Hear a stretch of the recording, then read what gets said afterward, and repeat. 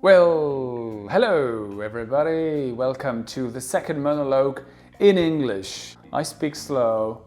You understand every single word I say. You don't need to understand everything. Just listen to me and try to figure out what the hell I'm talking about. Great. Today I'd like to talk about me and my personal experience about learning a language. I've had a lot of questions concerning whether or not I was born in England or if I had English parents or if I had traveled a lot. Well, my answers are very simple. No, I haven't got any relatives from England. I am 100% French and I haven't traveled a lot, actually. There's one thing I know for sure is that I've always loved languages. I've always been interested in communicating with people, getting in touch with people. I'm a very sociable person. I like to have a laugh, I like to have fun, and I like to speak to people. So from an early age, I remember being attracted to, almost fascinated by foreigners, by people from not from where I used to live.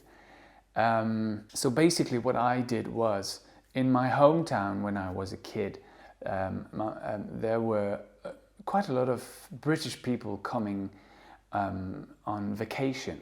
So they were on holidays there and we got to meet them. And I remember spending hours with young children of my age, playing together, interacting in English basically because they didn't speak French. So I didn't speak really English, we were just playing.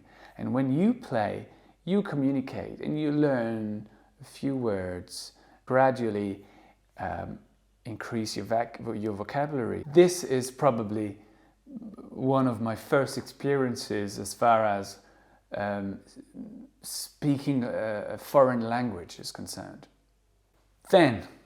Then I discovered music. I learned how to play the guitar, and that was more in my teenage years. I discovered lots of music bands, and I was into music, and I really loved the language. I loved the music of the language, and so it helped a lot. I was constantly looking for new lyrics and trying to understand what the song was about and reading the lyrics at the same time, and that was very useful for the accent, to pick the accent. I actually started learning English at secondary school, so at the age of 12, I guess. That's how we do it in France. So I had 4 hours of English every week and then 3 hours of English. And I remember that I was quite good. I was not the best. Then I went to high school and I had an excellent teacher in high school.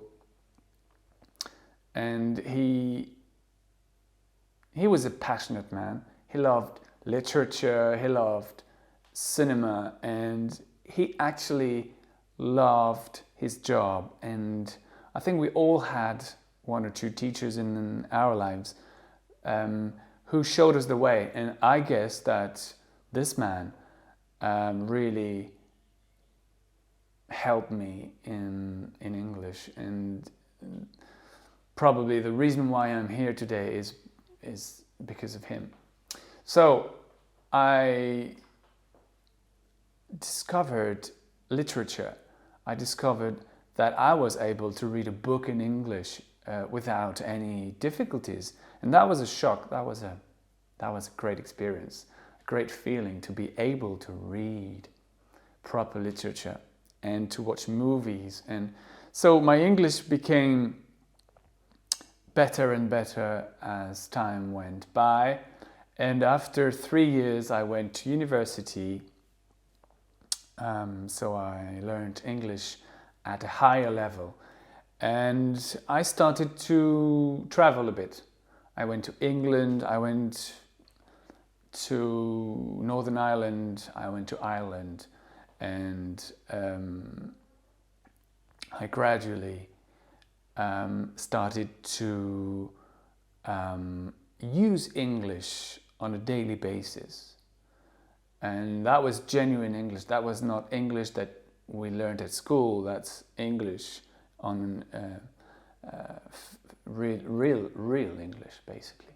One thing I almost forgot to mention is I've been, as you may know, I've been a musician for a long time, and I am pretty sure that playing an instrument and learning the tunes, being able to memorize a sound and to reproduce a tune, I think it definitely helped, because when you're able to do this, then it's much easier to I don't know, just to pick an accent and to be able to reproduce a certain pattern. And I guess that there is a clear relation between music and languages. Finally, I went on my 4th year of university. I went to Queen's University Belfast for a year. I went there as a student. It was a student exchange with my home university. So I spent a whole year surrounded by people from all over the world, basically, but we spoke English every day, of course.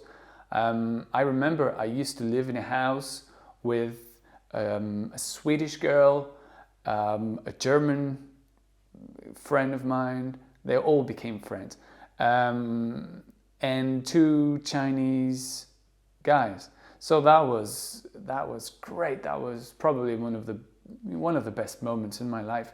And as far as English is concerned, obviously my level of English increased dramatically, because I spent a year there, and whenever I needed to go to a shop or needed to buy something, or I wanted to have a drink somewhere, it was all in English. All the students around me were Irish or English, or at least they spoke English. So that was great. That was great. One thing you should really consider doing, if you can, is going abroad, move and try to spend some time in a place where you can speak English. Whether you're good or not, try to do it. Try to speak, try to communicate, and that will make a huge difference. Right, I hope that wasn't too boring. That was just my personal experience. I'm no different to you. Honestly, I always tell my students that I was sitting there just a few years back. I worked a lot. I studied a lot. I've made efforts. I've committed myself to be better in English, and I'm fortunate enough, and I'm very grateful.